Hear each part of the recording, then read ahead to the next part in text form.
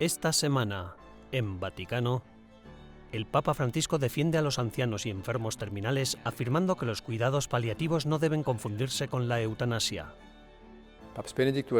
El secretario personal del Papa Emérito Benedicto XVI comparte con nosotros los esfuerzos del Papa Emérito en la lucha contra la pederastia en la Iglesia.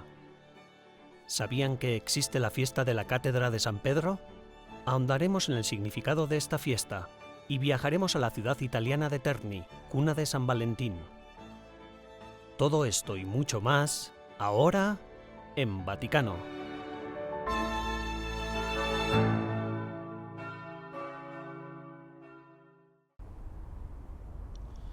Queridos hermanos, ustedes reunidos para preparar y para celebrar la fiesta de Nuestra Señora de Lourdes.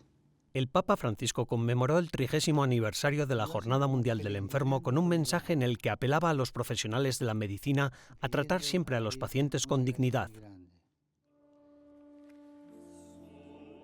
Esta jornada de conmemoración tradicionalmente se celebra el 11 de febrero, en la fiesta de Nuestra Señora de Lourdes. El Papa San Juan Pablo II inició este día conmemorativo en 1992 y el Papa Emérito Benedicto XVI continuó la tradición. En 2008 explicó por qué el día coincide con la conmemoración de las apariciones de Nuestra Señora en Lourdes. Dijo que María sufre con los que están en aflicción, con ellos espera, siendo su consuelo, sosteniéndolos con su ayuda maternal.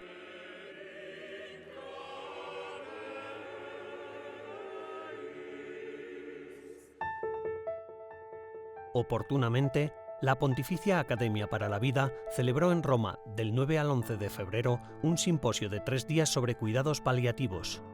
Representantes de la medicina paliativa de África, Europa y Estados Unidos se pusieron al día sobre el estado actual de los cuidados paliativos y los instrumentos disponibles para ofrecer una alternativa a la eutanasia. Frente al simposio, el Santo Padre abogó por la defensa de los ancianos y de los enfermos terminales y dijo que no debemos confundir los cuidados paliativos con un acercamiento inaceptable hacia la eutanasia.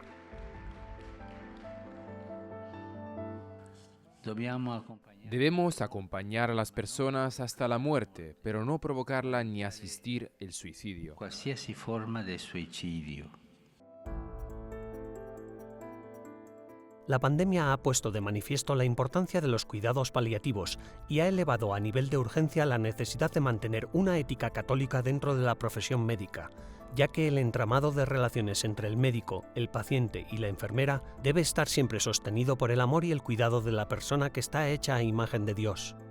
El avance de la eutanasia, el suicidio asistido y el aborto en nuestra sociedad moderna muestran que la lucha por la santidad de la vida no ha terminado.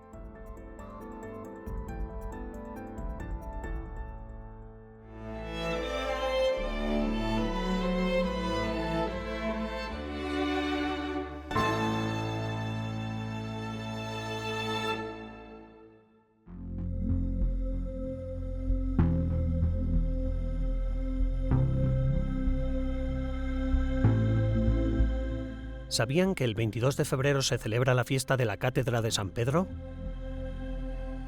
La fiesta se remonta al siglo III y tiene su origen en la Cátedra de Pedro, el lugar donde residía y gobernaba el obispo de Roma. La cátedra era el asiento fijo del obispo situado en la iglesia madre de la diócesis, de ahí la palabra catedral, que era el símbolo de la autoridad del obispo que, como sucesor de los apóstoles, está llamado a proteger el rebaño y a transmitir la enseñanza del Evangelio a la comunidad cristiana.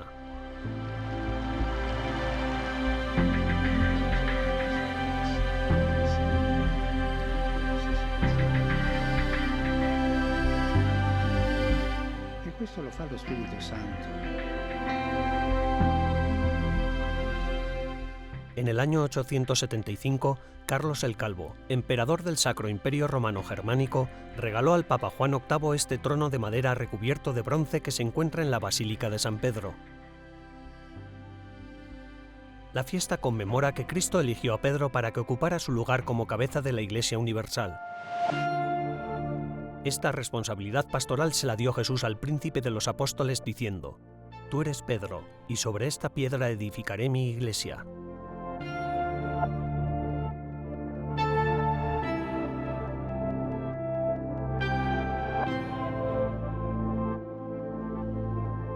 más tarde, Pedro llegó a Roma, donde su vida terminó en martirio. Precisamente por esta gloriosa muerte, se decidió que Roma fuera la sede oficial de la Cátedra de San Pedro, estableciendo su celebración el 18 de enero.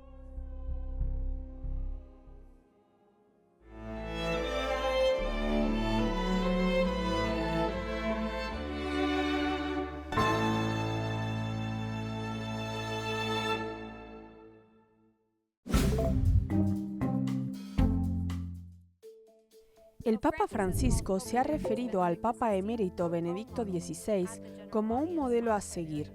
En la audiencia general del 9 de febrero, el Santo Padre habló de San José como patrón para la hora de la muerte, mencionando a su predecesor en el cargo como un ejemplo positivo de preparación para la misma.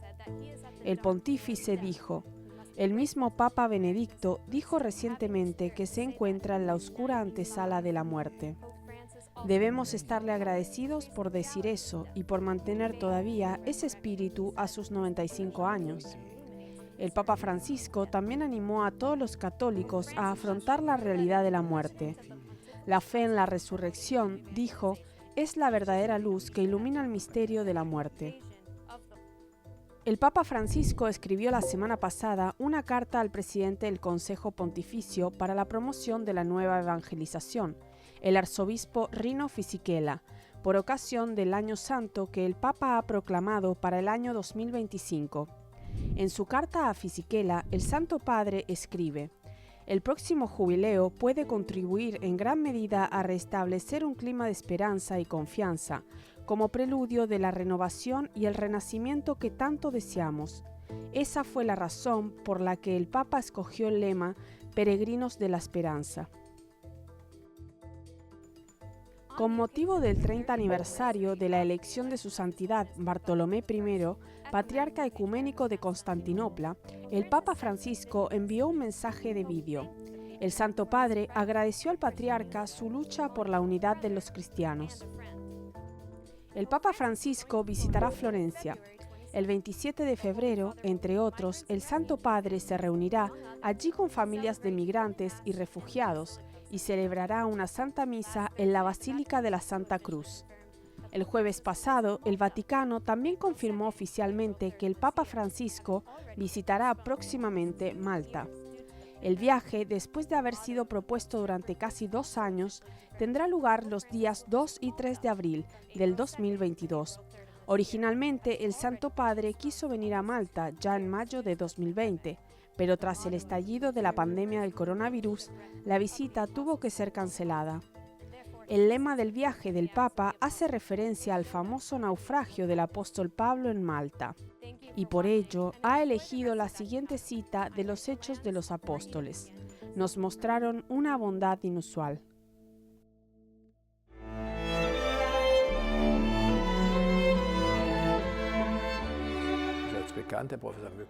En breves instantes regresamos con más en Vaticano.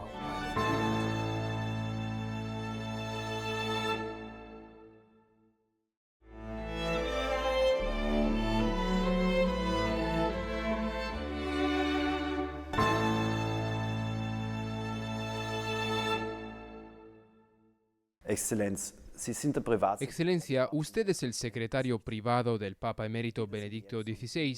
¿Cómo está? ¿Cómo se ha tomado el informe sobre los abusos? ¿Y qué opina de la tormenta mediática que lo acompaña? Esta mañana, como hacemos todos los días, hemos celebrado misa juntos. A continuación hemos rezado laudes y luego hemos desayunado. Nada más terminar, él se dedicó a sus asuntos y yo estoy aquí ahora. Gracias a Dios, se encuentra bien. Una vez publicada tanto su carta como la verificación de los hechos, se ha quitado un peso de encima. En su última carta, Benedicto XVI pidió perdón a las víctimas de abusos sexuales, pero al mismo tiempo rechazó todas las acusaciones concretas contra su persona. Esto es percibido ahora por muchos como una contradicción. ¿Cómo encaja todo esto? Usted ya conoce la historia. Se cometió un error tras la publicación del informe Múnich, pero, como él mismo ya indicó en la carta, no fue un error del Papa Benedicto. Los verificadores de hechos han explicado cómo sucedió. Fue un descuido desafortunado. No debería haber ocurrido, pero ocurrió. Todavía recuerdo cuando revisamos la declaración que envió al bufete durante la última sesión de preguntas y respuestas.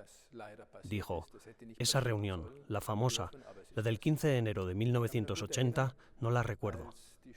Pero si se dice que me ausenté, esa ausencia está aprobada, o estaba aprobada entonces, por el archivo de la reunión. Y ahí es donde se produjo el error.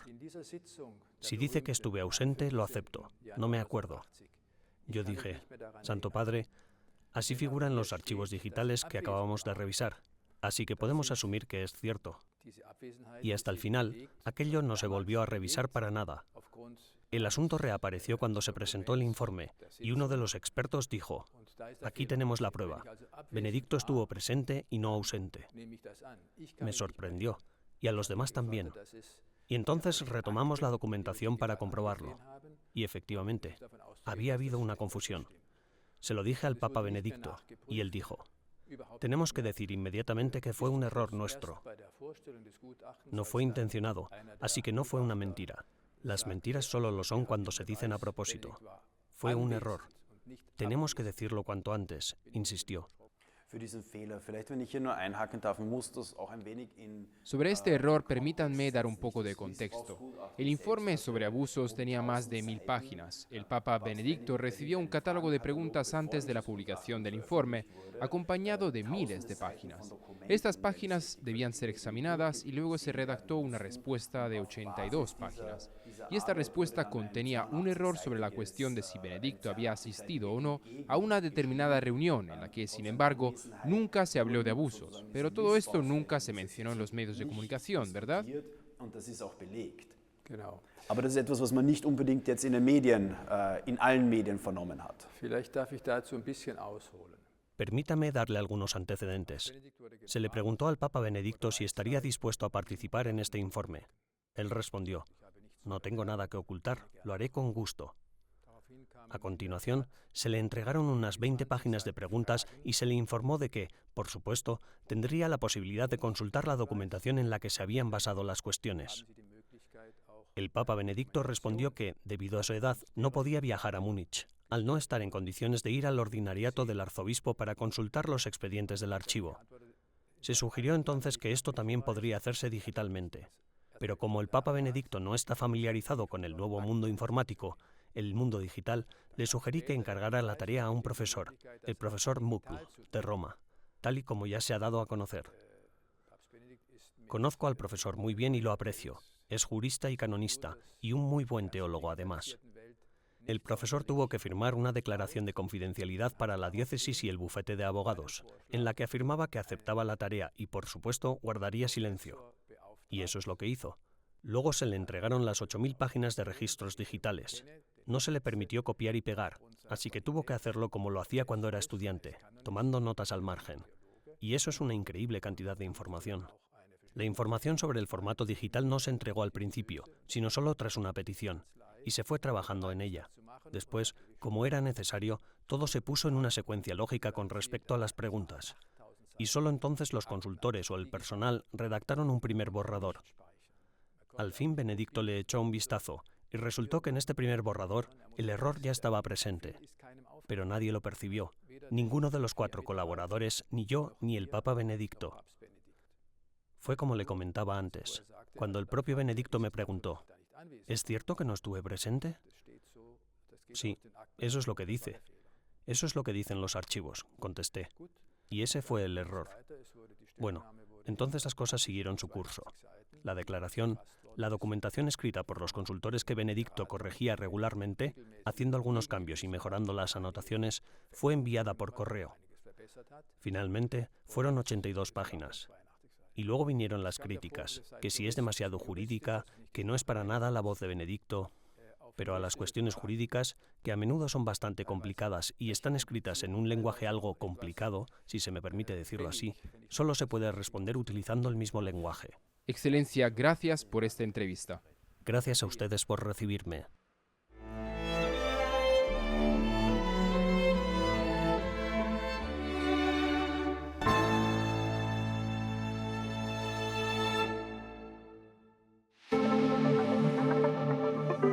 el Papa Francisco declaró a San Irineo como el 37º doctor de la Iglesia, otorgándole el título de Doctor de la Unidad.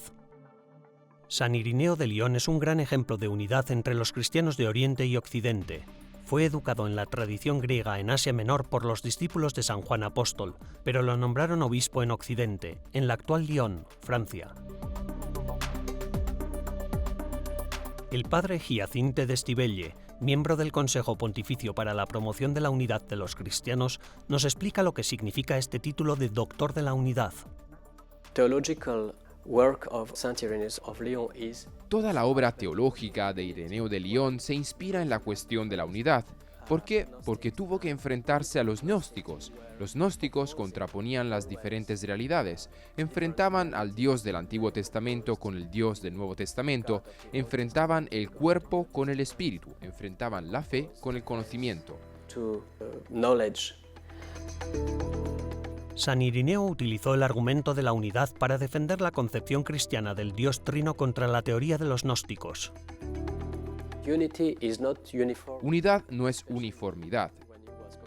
Especialmente cuando consideraba el misterio de Dios, siempre lo hacía teniendo en cuenta las diferentes personas de la Santa Trinidad, el Padre, el Hijo y el Espíritu Santo. Fue el primero que utilizó la imagen de las dos manos de Dios Padre, el Hijo y el Espíritu Santo para mostrar que había diversidad, pero en la unidad de un solo Dios.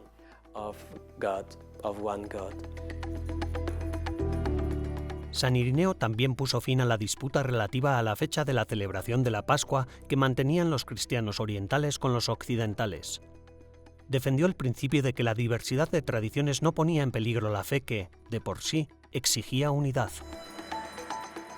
Le preocupaba, por supuesto, la cuestión de la unidad de los cristianos, porque en su época había muchas divisiones a causa del arrianismo y del gnosticismo, pero su perspectiva fue siempre la de la unidad en Cristo de todo el mundo, de todo el cosmos. La opinión de San Irineo era muy considerada cuando apoyó a los 4 evangelios y el principio de primacía de Roma en virtud de su preeminente autoridad basada en la sucesión apostólica de obispos y sacerdotes. El recientemente declarado Doctor de la Unidad es también el patrón de un grupo de teólogos ortodoxos y católicos que trabaja conjuntamente en la resolución de los problemas de diálogo que actualmente existen entre ambas iglesias. Este grupo hace poco ha acordado un documento relevante acerca de la relación entre primacía y sinodalidad. Este documento fue presentado al Papa Francisco el pasado octubre y fue durante aquella audiencia que el Papa Francisco anunció que San Ireneo sería proclamado Doctor de la Iglesia bajo el título de Doctor de la Unidad. La Iglesia solo otorga el título de Doctor de la Iglesia a los santos cuyos escritos doctrinales se consideran tanto verdaderos como intemporales, tal y como acontece con los escritos y la obra de San Irineo.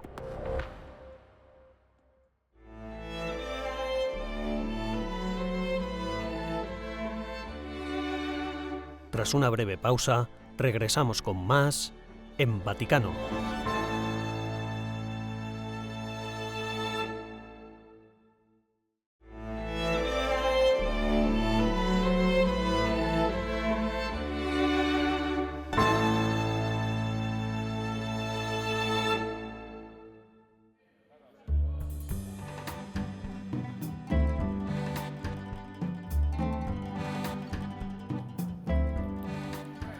Desde hace más de 1700 años, el 14 de febrero se dedica a festejar a los enamorados y se asocia a la vida de San Valentín, mártir del siglo III. Colin Flynn, corresponsal de EWTN, nos lleva a Terni para explorar las diversas celebraciones que tienen lugar en la ciudad del Santo Valentín. En Amoris Laetitia, el Papa Francisco escribió sobre el día de San Valentín y el propio San Valentín, instando a las parejas a no centrarse en los aspectos comerciales de la fiesta, como las tarjetas y los regalos, sino a descubrir cuál es el verdadero significado del amor romántico y también a conocer la vida y el legado del santo. Como sacerdote y futuro obispo de Terni, San Valentín era conocido por haber trabajado incansablemente en la evangelización de las ciudades paganas y en la promoción de los valores cristianos. La tradición sostiene que, Después de que el emperador Claudio II prohibiera los matrimonios, Valentín siguió oficiando el sacramento en secreto, lo que finalmente le llevó a la cárcel y al martirio. Ofreció su vida para dar testimonio del Evangelio y con su vida manifestó lo que es el Evangelio, es decir, amor puro.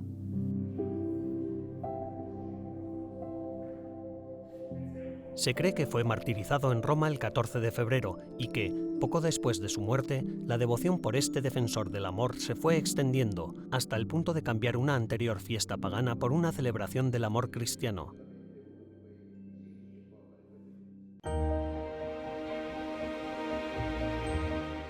Debido a su pasión por salvaguardar el amor cristiano, San Valentín pasó a ser conocido como el patrón de los enamorados. Las parejas de toda Italia y Europa acuden a Terni para recibir una bendición especial y hacer una promesa a Dios y a San Valentín profesando su compromiso de amor.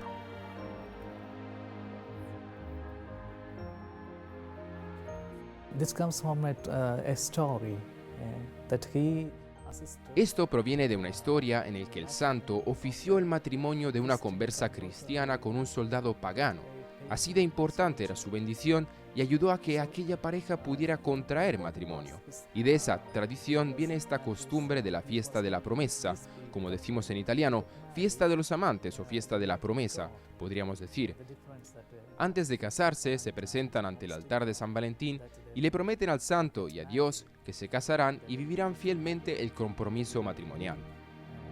Faithfully to the marriage commitment.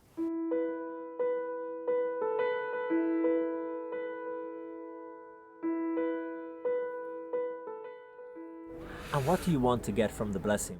¿Y qué quieres? ¿Qué queréis obtener de la bendición? Para mí es muy importante debido a que creo que aporta serenidad y nos hace confiar en nuestras intenciones, además de reforzar nuestros deseos. Porque, ¿qué es el poder del hombre comparado con el poder del Todopoderoso? ¿Por qué has venido a recibir la bendición? ¿Por qué es importante recibirla?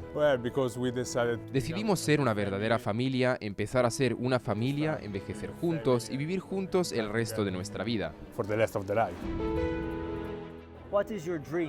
Entonces, ¿cuál es tu sueño, tu esperanza para el futuro? Nuestro sueño ¿cuál es? Paz y amor. Peace and love. El único sueño que tengo es ser amada por ti hasta el último día de mi vida y hacerte feliz. Creo que no tienes que desear eso, ya está concedido, ¿no?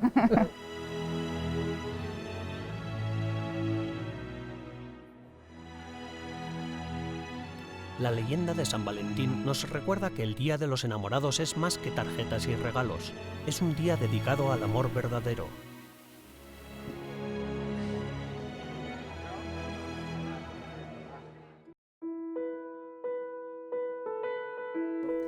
It's hard to believe that over 1700 years later, Es difícil creer que, más de 1700 años después, la gente aquí en Terni y en todo el mundo siga celebrando San Valentín.